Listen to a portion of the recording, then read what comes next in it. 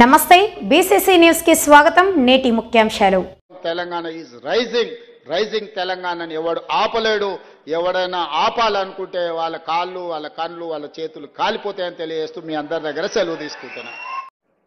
కడుపు నిండా విషయమే, ఇంకో ఆలోచనే లేదు. అరే పిల్లలు చేస్తురా, మరి కొంత సమయం ఇవ్వాలి కదా. 10 ఏళ్ళు మాకు కూడా ఇచ్చారు, వాళ్ళకు 4 ఏళ్ళు చేయని, మేము కూడా సహకరిస్తాం. మేము కూడా నా అనుభవం ఉంది, సూచన చెప్తా. గిట్ల కాదు గట్ల చేయండి.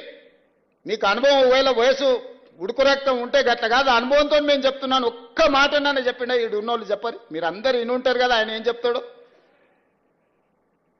తిట్టుడు శాపనార్థాలు తప్ప, పిల్లి శాపనార్థాలు పెడితే ఉట్టి దిగి కింద పడతా. అది ఉట్టి మీద పాలుంటే పిల్లికి అందవు.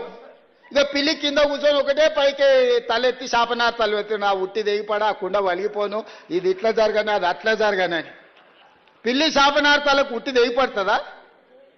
లేకపోతే సిద్ధశెట్టి కింద కూర్చొని ఎవడన్నా మంత్రాలు చదివితే సితకాయలు రాలుతాయా? ఆయన కథ గట్లనే ఉంది. ఆర్టీసీ కార్మికులకు నేను విజ్ఞప్తి చేస్తున్నా, మళ్ళీ సమ్మె అని చర్చలు చేస్తున్నారు.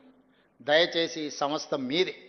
ఈ సంస్థను ఏ మాత్రం పట్టింపులకో రాజకీయ నేపథ్యంలో ఎవరైనా ప్రోత్సహిస్తే, మనం ఏదైనా ఒక నిర్ణయం తప్పుగా చేస్తే మొత్తం సంస్థనే దెబ్బతినే పరిస్థితి ఈరోజు ఉంది.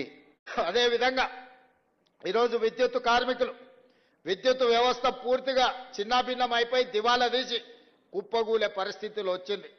సదరన్ డిస్కామ్ కానీ, నార్థన్ డిస్కామ్ కానీ, జెన్కో కానీ, ట్రాన్స్కో కానీ ఈరోజు పూర్తిగా దెబ్బతిని వేల కోట్ల రూపాయల అప్పుల్లో మునిగిపోయినాయి.